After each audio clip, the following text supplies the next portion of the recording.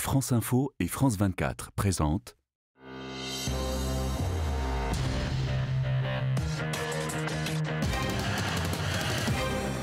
Bonjour, c'est une première dans l'histoire de la Coupe du Monde. Pour la première fois, un pays du monde arabe, musulman, accueille la compétition la plus suivie de la planète. Le Qatar prend date, mais pas seulement pour les bonnes raisons. Des stades climatisés aux conditions de travail dans les chantiers, en passant par les droits humains. Peut-on célébrer le football dans ces conditions? Avec nous, pour y répondre, le spécialiste de géopolitique du sport, Lucas Aubin, directeur de recherche à l'IRIS. Et parmi les critiques, il y a celles concernant les supporters. Sont-ils tous les bienvenus? Les rumeurs les plus folles ont circulé. État des lieux pour France 2 avec Jocelyn Debroux et Salah Agrabi. Pour la première fois dans l'histoire du mondial, l'organisation a été confiée à un pays musulman, le Qatar, dont la constitution s'inspire de la charia, la loi islamique. Des lois qui interdisent par exemple l'homosexualité, passible d'une peine pouvant aller jusqu'à 7 ans de prison. Rares sont les Qataris qui acceptent de parler de l'arrivée potentielle de supporters gays sur le territoire. Il faut parfois négocier de longues minutes avant d'obtenir une interview. On est dans un pays musulman. Et je pense que tout le monde doit savoir qu'il faut respecter nos traditions. S'ils viennent en tant que touristes ici, qu'ils se promènent, ils ne font rien de mal, qu'ils fassent ce qu'ils veulent. Dans les bureaux du comité d'organisation du mondial en plein cœur de Doha, notre interlocuteur promet un événement ouvert à tous, notamment aux supporters LGBT. Nous accueillons tout le monde. Mais bien sûr, nous voulons que les gens respectent notre culture et nos lois. Qu'est-ce que ça veut dire? Il faut rester discret, ne pas montrer que vous êtes un couple d'hommes par exemple? Respecter ma culture, ça veut dire je voyage chez vous, je respecte votre culture, vous venez chez moi, vous respectez la mienne. Alors les homosexuels sont-ils vraiment les bienvenus au Qatar? Nous avons appelé une vingtaine d'hôtels en nous faisant passer pour un couple d'hommes. Dans l'immense majorité des cas, l'orientation sexuelle n'a pas été un problème. Bonjour. Pouvons-nous réserver une chambre avec un grand lit pour un couple d'hommes dans la même chambre? Oui, bien sûr, on a juste besoin de votre pièce d'identité. Dans 2 autres hôtels, notre demande a cependant posé problème. Il faut impérativement ne rien montrer en public. Rien en public. Un couple? Prenez 2 chambres. C'est 700 rials. Après des semaines de négociations avec la FIFA et les autorités qataries, plusieurs groupes de supporters ouvertement LGBT venant d'Angleterre, des Pays-Bas ou encore des États-Unis ont préféré annuler leurs billets d'avion, considérant qu'ils n'étaient pas les bienvenus au Qatar. Et on en parle avec vous, Lucas Aubin, co-auteur d'Atlas géopolitique du sport avec Jean-Baptiste Guégan aux éditions Autrement. On vient de le voir, la constitution du Qatar, elle s'inspire de la charia, la loi islamique. Comment gère-t-on l'arrivée de plus d'1 million de supporters attendus du monde entier avec des habitudes parfois très éloignées du mode de vie qatarien? C'est évidemment ça qui est intéressant, vu que cette Coupe du Monde est réellement nouvelle, novatrice par rapport aux autres Coupes du Monde qu'on a pu avoir auparavant. On a affaire à un pays musulman, effectivement, mais qui doit s'ouvrir en réalité aux populations du monde entier et aux orientations sexuelles, évidemment, très diverses. Et pour le moment, en tout cas, la volonté du régime du Qatar serait de se libéraliser pour accueillir au maximum ces populations, avec toutes les difficultés que cela suppose, étant donné la culture dont on parle, la diversité, etc., etc. Quand l'ambassadeur de ce mondial 2022 côté qatari, Khalid Salman, qualifie l'homosexualité de dommage mental, ça dit quoi de la manière dont vont être accueillis justement ces supporters LGBT? Ça dit surtout qu'actuellement, le Qatar est véritablement doit gérer 2 niveaux en même temps. Doit gérer à la fois sa propre population, qui est à grande majorité musulmane et qui respecte certaines coutumes locales, etc., et les populations qui vont arriver. Et donc, en réalité, peut-être qu'à cet instant, l'ambassadeur parlait davantage à sa propre population qu'aux populations étrangères. Il y a fort à parier pour que, justement, les homosexuels soient accueillis dans la tolérance pendant l'événement, mais que, évidemment, une fois l'événement terminé, ce ne sera probablement plus le cas. S'agissant de l'alcool, sa consommation sera circonscrite à des lieux comme les hôtels ou les fan zones, bannis des abords des stades, désormais on le sait, du stade lui-même, ça c'était déjà le cas. Pour les loges VIP, point d'interrogation. La FIFA a perdu la maîtrise de l'événement. Il semblerait, en tout cas, que à partir du moment où 48 heures avant la tenue d'un événement, vous avez une décision majeure qui est prise, à savoir interdire la vente d'alcool dans les stades et surtout aux abords des stades, alors on a la sensation que c'est le Qatar qui décide et la FIFA qui avait conclu un énorme contrat avec Budweiser se retrouve... Le sponsor bière qui avait payé 75 millions de dollars, faut-il le rappeler, pour pouvoir être présent physiquement dans cet événement avec ses bières, justement. Tout à fait. Et donc ça crée un précédent. C'est-à-dire que la FIFA, clairement, n'a plus la main à ce moment-là, c'est l'État du Qatar qui décide et ça laisse penser, ça laisse supposer que les prochaines Coupes du Monde seraient du même acabit et donc de moins en moins dépendantes de la FIFA et plus dépendantes des États en question. On a été jusqu'à entendre même que les relations sexuelles hors mariage seraient interdites au Qatar, qu'il y aurait une police des mœurs dans les chambres à coucher. Ce ne sera vraisemblablement pas le cas. Mais quel type de tenue vestimentaire, quelle posture peuvent prendre les amoureux dans la rue? Non, alors évidemment, il ne faut pas caricaturer, personne ne regardera ce qu'il se passera dans les chambres à coucher, etc. Par contre, on sait que le Qatar a diffusé, par exemple, des tracts en amont sur Internet, sur les réseaux sociaux, etc., pour conseiller vivement les touristes de s'habiller couverts pour les femmes, de ne pas montrer trop leur corps aussi pour les hommes. Pas de débardeur, pas de crop top, par exemple? Pas exactement. Après, il y a fort à parier pour que, justement, en face, les supporters, notamment des pays occidentaux, profitent, entre guillemets, de l'événement, de la visibilité médiatique, pour justement montrer leurs propres coutumes, leur propre façon de s'habiller. Et on va voir justement un espèce de mélange, mais aussi potentiellement un espèce de conflit entre différentes civilisations, différentes cultures qui vont se rencontrer probablement pour la première fois en si grand nombre au Qatar. Pour bien comprendre de quoi l'on parle, Florence Thiel, le Qatar, c'est un concentré d'influence et de richesse dans un pays de la taille de quoi, l'Île-de-France ? Eh bien, regardez, le Qatar, c'est ce tout petit pays que vous voyez ici en rouge, situé sur une péninsule dans le golfe Persique. Juste en face se trouve l'Iran. Au sud, il est bordé par l'Arabie Saoudite. Alors, avec ses 11 586 kilomètres, le Qatar est plus petit que la région parisienne. Le pays compte à peine 2,5 millions d'habitants, dont 80% sont des étrangers. Sa force, l'Émirat le tire de son sous-sol, 13% des réserves mondiales de pétrole, 3e réserve mondiale de gaz naturel. Petit pays, mais grandes ressources, cela en fait l'un des pays les plus riches au monde. Il se dit que le Qatar a monnayé chèrement sa Coupe du Monde. Bon, précisons que ça n'a jamais été établi formellement par la justice, mais le parquet national financier, notamment ici en France, enquête. Sur quoi se fondent ces allégations? C'est très difficile à dire. Il faut savoir déjà une chose, c'est que l'immense majorité des Coupes du Monde depuis à peu près les années 80 ont été en réalité financés de façon plus ou moins occulte. Il y a eu énormément d'affaires de clientélisme, de corruption, etc. etc. Ici, il s'avère que certaines voix auraient été achetées par le Qatar en amont des votes pour obtenir la Coupe du Monde 2022. Potentiellement, Michel Platini aurait subi des pressions, avec beaucoup de guillemets, entre guillemets, notamment de Nicolas Sarkozy lui-même, pour donner sa voix et enjoindre d'autres responsables justement de la FIFA à donner leur voix également.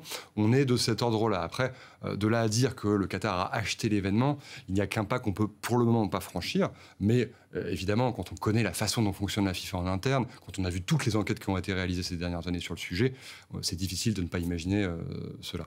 En tout cas, quel est l'esprit, l'état d'esprit sur place à Doha, Jocelyn Debreu, vous qui êtes l'envoyé spécial de France Télévisions?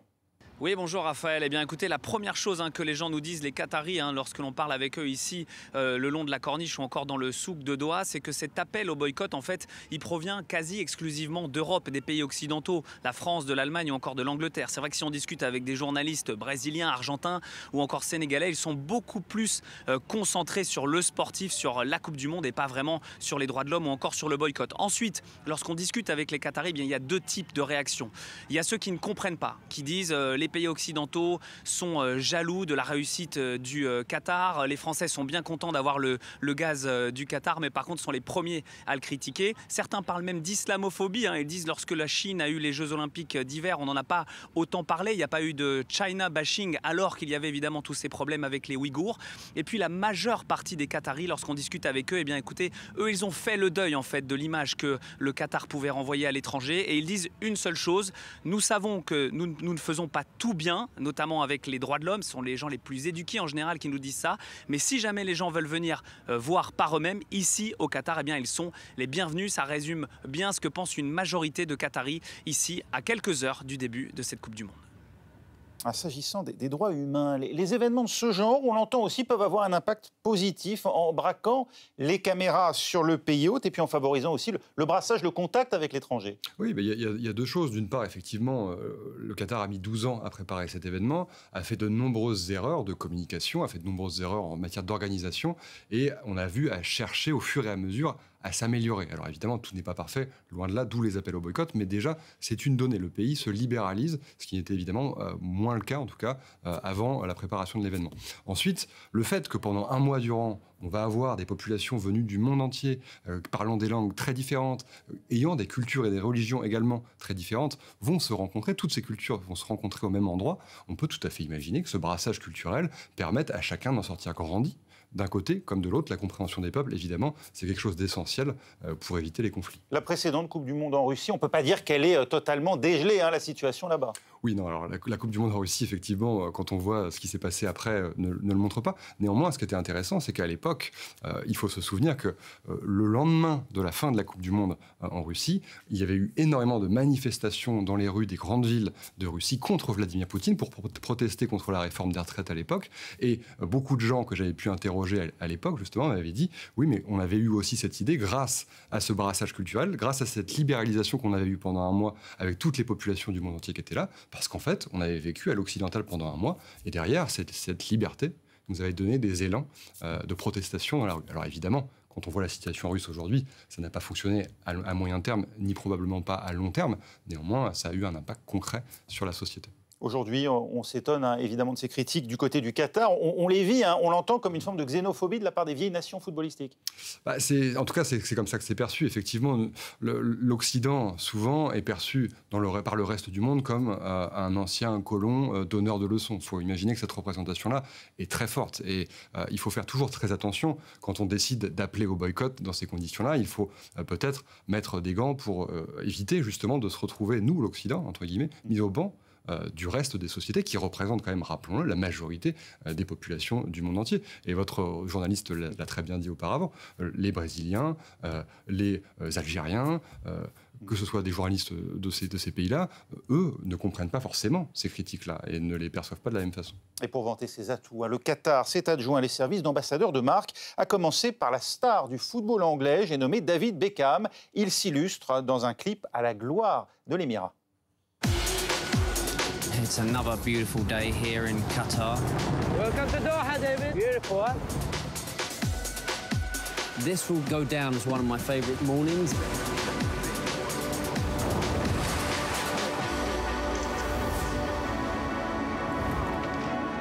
People in Qatar are very proud of their culture. The modern and traditional fuse to create something really special.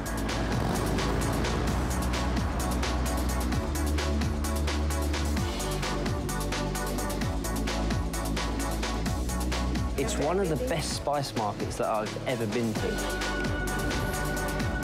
This is perfection for me. Qatar really is an incredible place to spend a few days on a stopover. I cannot wait to bring my children back. Une prise de position qui fait réagir outre-Manche où d'aucuns accusent David Beckham de s'être renié. Évidemment, il ne l'a pas fait gratuitement. Ces critiques, vous les comprenez ? C'est évidemment, à l'aune de toute la situation actuelle, c'est très compliqué pour beaucoup de gens. Il était sceptique, David Beckham, lors de l'attribution à la Russie, au Qatar. Bien sûr. Mais l'argent, bien changé depuis. L'argent achète beaucoup de choses. C'est-à-dire qu'être payé plusieurs millions d'euros sur 10 ans permet de faire changer beaucoup d'opinions, évidemment.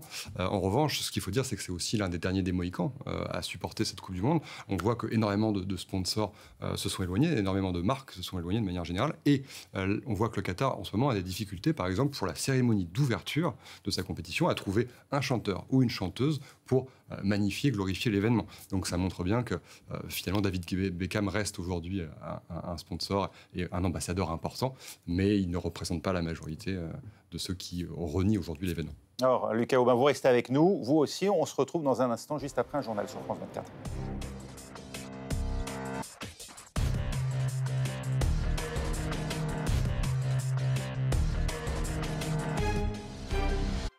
France Info et France 24 présentent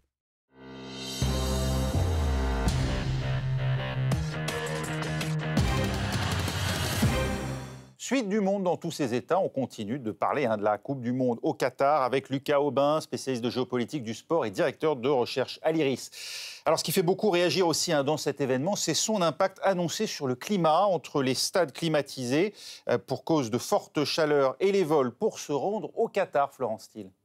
Ce pays va accueillir jusqu'à 150 000 personnes durant toute la durée de la compétition. Problème, il ne dispose que de 100 000 chambres d'hôtel, dont beaucoup sont déjà réservées par des membres de la FIFA ou du comité d'organisation. Alors, la seule solution offerte aux supporters pour pouvoir venir assister au match, eh bien, vous le voyez, c'est de faire des allers-retours en avion depuis les pays voisins, comme par exemple depuis le Koweït ou par exemple depuis Dubaï. 160 vols quotidiens spécialement affrétés, soit un vol toutes les 10 minutes, une sorte de RER aérien orchestré par Qatar Airways. Pour répondre à la demande, la compagnie nationale va s'appuyer sur d'autres compagnies régionales, autant de vols qui vont aggraver le bilan carbone déjà très lourd de la compétition. Selon un rapport de la FIFA publié l'an dernier, la compétition va produire plus de 3,5 millions de tonnes de CO2. Selon certaines ONG, ce chiffre en fait, serait multiplié par 2. Lucas Aubin, le comité d'organisation a longtemps vanté l'usage d'énergie renouvelable, de matériaux éco-responsables, la compensation aussi des émissions en crédit carbone. Or, aujourd'hui, les ONG dénoncent un bilan qui pourrait être jusqu'à 2 fois celui annoncé. C'est 4 fois plus que la précédente Coupe du Monde en Russie. Doha nous a menti. Ils ont fait du greenwashing, comme on dit. Oui, ils ont utilisé effectivement l'argument écologique pour promouvoir leur Coupe du Monde durant une douzaine d'années. Mais il faut savoir qu'au moment où ils ont obtenu l'événement, la FIFA était beaucoup moins regardante justement sur les questions écologiques. Donc dans le contrat, entre guillemets, passé entre le Qatar et la FIFA, il n'y avait pas forcément cette idée d'être la Coupe du Monde verte, la Coupe du Monde vraiment écologique dont on parle aujourd'hui. Si on avait voulu le faire, mais cette Coupe du Monde écologique, justement, aurait-on choisi le Qatar? Autrement dit, est-ce l'attribution même au Qatar qui rendait tout simplement inatteignable l'objectif en termes d'émissions? Et ça, c'est une vraie question, en fait. C'est-à-dire que maintenant que les populations du monde entier sont beaucoup plus alertes sur la question écologique et climatique, peut-être qu'il va falloir repenser le mode de sélection des États hôtes de l'événement Coupe du Monde et de manière générale des méga-événements sportifs à l'échelle planétaire. Effectivement, ça paraît complètement aberrant aujourd'hui de climatiser des stades, de mettre une Coupe du Monde en plein hiver pour l'Occident, alors que ça n'a jamais été fait auparavant. Ça fait beaucoup de changements, effectivement. On a découvert l'enjeu climatique il y a 10 ans, quand même. On la connaissait. Bien sûr que non. Néanmoins, il y a un événement qui est quand même... ça peut paraître idiot, mais c'est important. L'été dernier, en Europe, a été très chaud. On a vu que les populations occidentales, ouest européennes, ont été très concernées. Et peut-être que ça a fait un effet de déclic. Et c'est pourquoi, finalement, les populations européennes sont les premières à se dresser vent debout contre cet événement. Et aujourd'hui, je crois qu'on parle à peu près 25% de la population française qui projetterait de ne pas regarder l'événement pour ces raisons-là, entre autres. À côté du bilan carbone, il y a aussi le sort des travailleurs, ceux qui ont construit les stades et les infrastructures.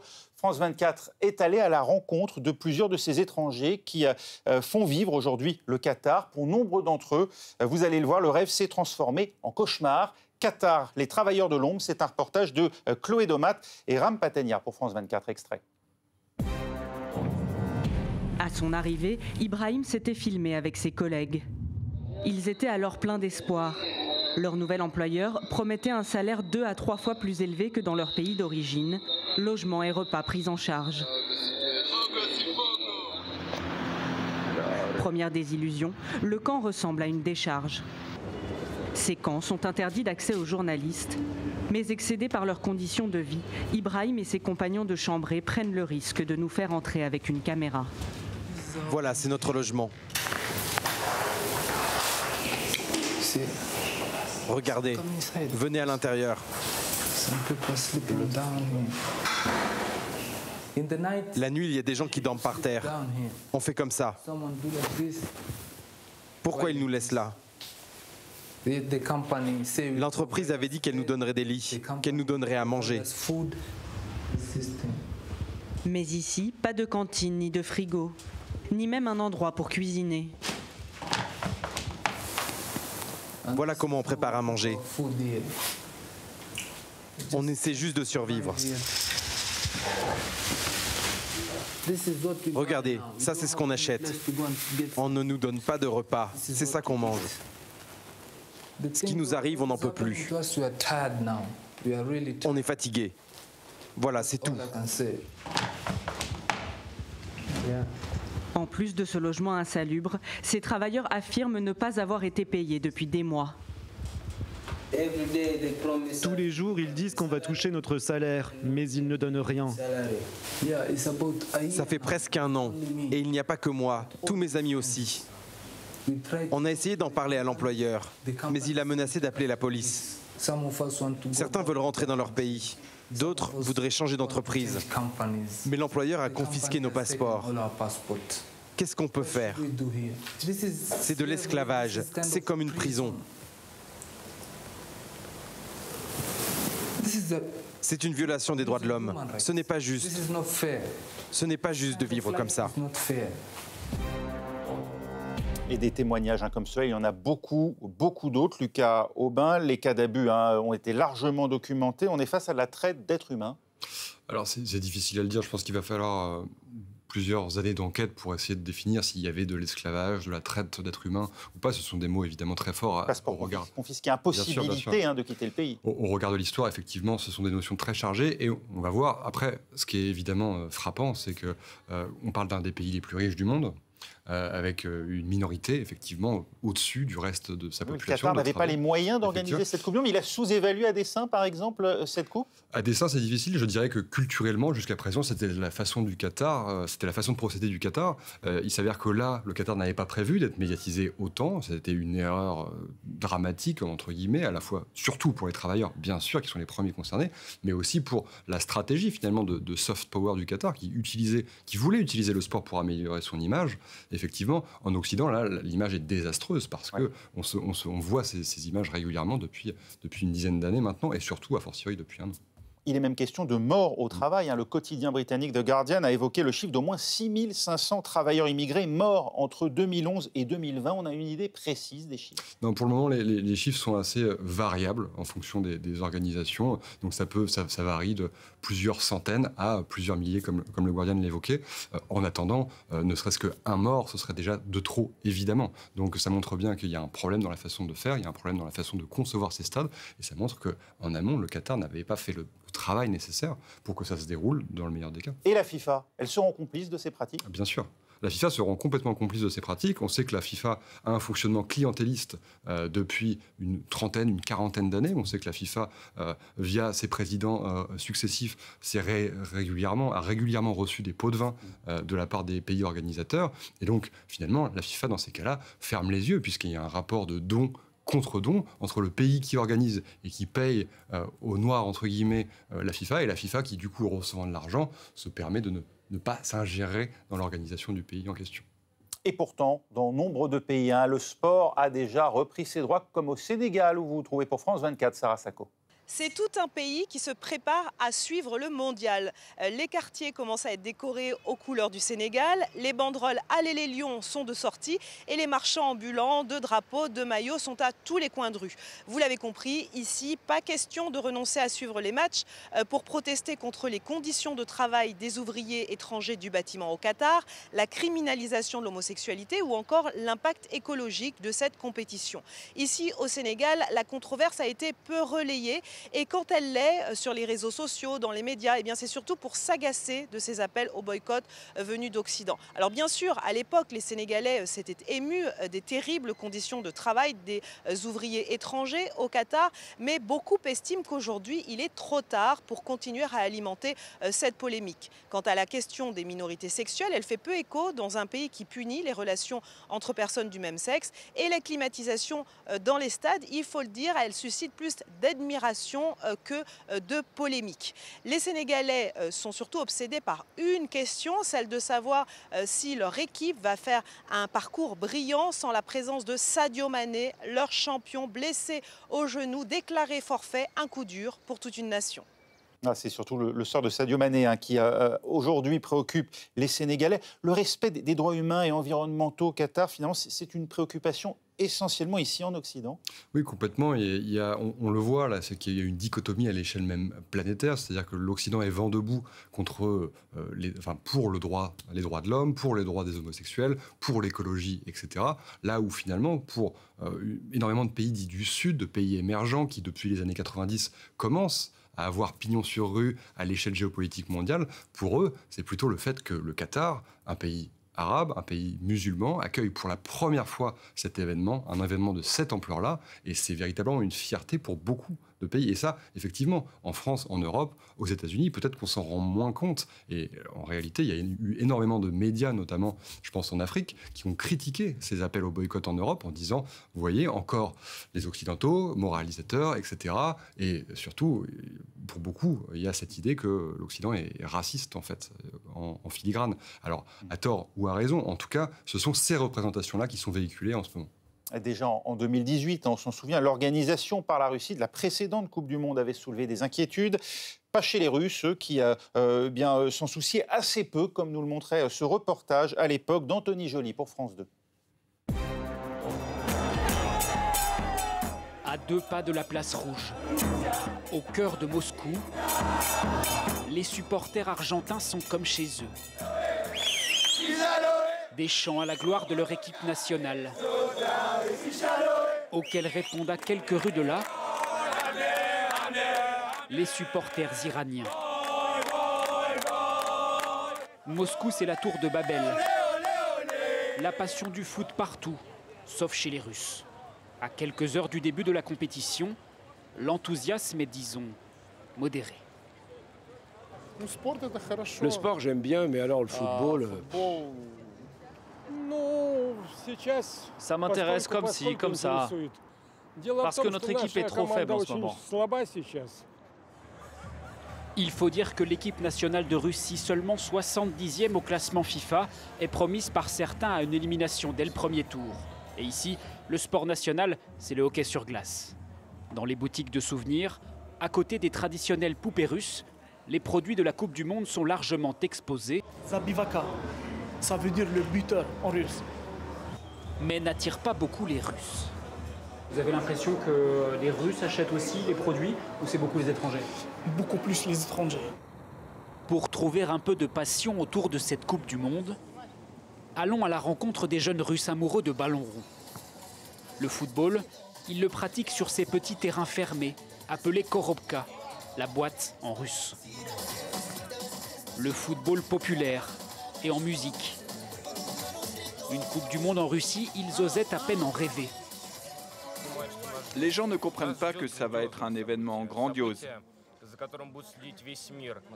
qui va être suivi dans le monde entier. Mais à la fin de la Coupe du Monde, le pays ne vivra que pour ça. Cette année, les Russes ont été exclus des barrages, mais le Qatar a tout de même tenu à les remercier pour leur aide dans l'organisation. Quelle aide? La Russie saisit finalement l'opportunité d'un rapprochement entre parias? La Russie est mise au banc du sport mondial depuis le 24 février, le début de l'invasion de l'Ukraine. La Russie est vraiment en grande difficulté sur la scène sportive internationale, donc évidemment elle saisit toutes les opportunités possibles.